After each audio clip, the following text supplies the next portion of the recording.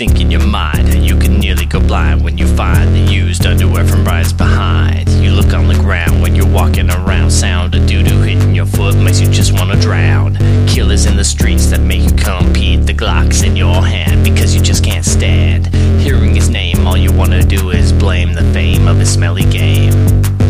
Place a slug in the brain of the one who's insane. Complain it's all a trick of his retarded campaign. Always has something to say even though it's gay. The spray from his lady booty makes you puke in his wake. You heard it all before, but when you walk in the door you cannot ignore the wide-eyed bore of a man with no plan. You wish that he never was, but you just can't understand the power of his hand. This is for bullshit.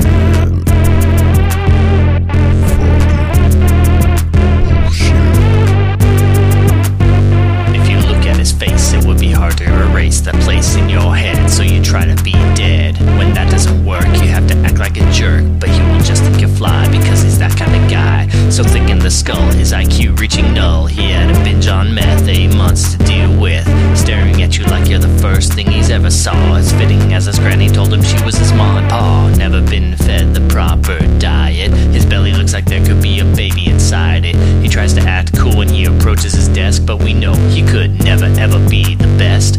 Always looking to you for approval. He could never think the customer knew he was a fool. He gives them a solution, but they know he's an idiot. He tells them to do one thing, so they do the opposite.